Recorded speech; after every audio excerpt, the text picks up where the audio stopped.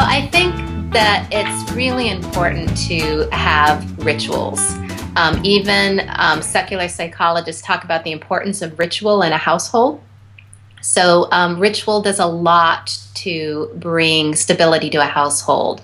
They help household members connect with one another.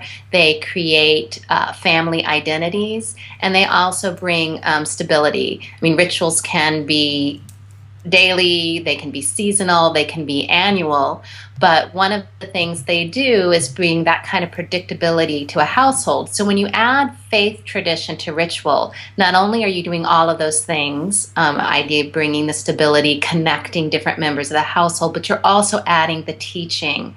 And one of the things that Christian educators say all the time is that faith is caught, not taught. So really, when you yourself think about what was important in your own faith development, most of the time people are going to mention one or two people, a parent, a grandparent, a favorite uncle, who were the people that really shared their faith. So it's doing all of those things when we do it in the household, and it also can really make life in the family a lot more fun. So then, this idea of ritual, then, that's what a devotional time is, huh? I really think so. And I think a lot of families get scared off because they think that a devotional time has to be super religious and they're not sure how to do it. But to me, it's really weaving in an understanding of God's presence and God's love for us, throughout the day and throughout family times. So it can be things that you do. So around the dinner table, adding a grace to dinner becomes a family devotional time. Or when you have that settling down time in the evening with small children, so adding some devotional to the ritual of bedtime. I'd like to say a little bit about the difference between ritual and routine, because they're somewhat similar. They're both things that are repeated, and have a certain set of things that you do.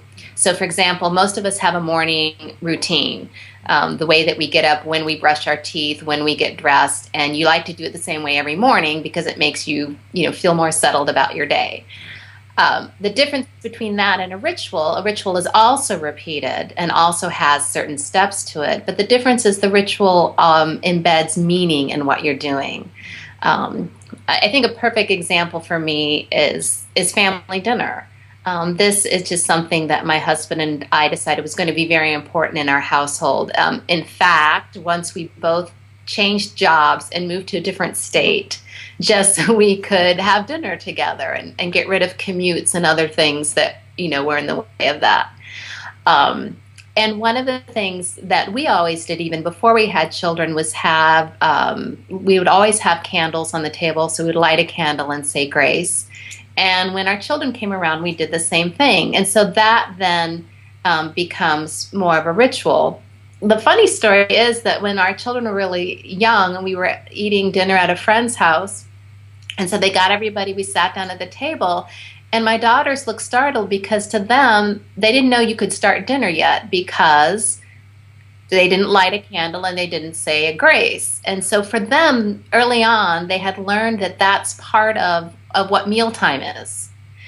And there's so many wonderful things in the Christian tradition that you can add to that in terms of graces, in terms of things, and I'll talk more about this in a little bit, about that you can add to your table. But that would be one example of family devotion. So it's not just, suddenly sitting everybody down, coming home one night and say, okay, now we're going to sit down and we're going to read a chapter of the Bible and we're all going to think about it.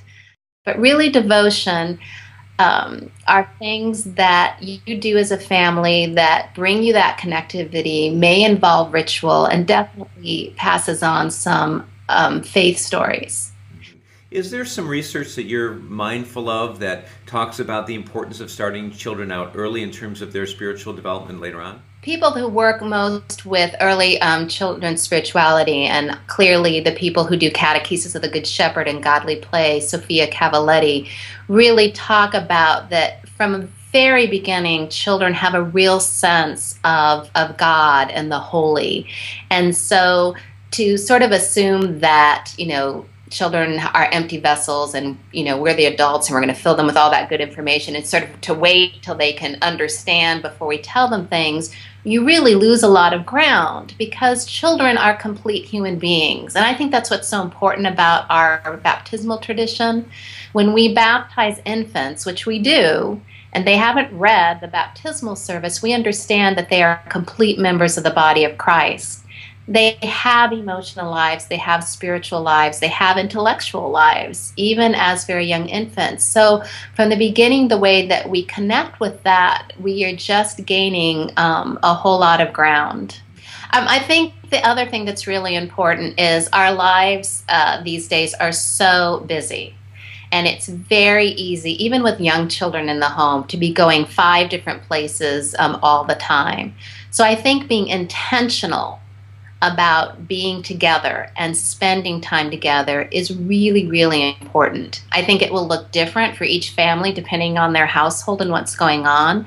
But if you don't make the choice to spend time together and spend time together in ways that really nurture one another, then you're just going to lose ground and become adrift. So it's a way of being like I said, again, bringing that stability to the home, having the household be a place where people know that it's fun to be, it's important to be, that difficult things can be worked through, that celebrations can be enjoyed.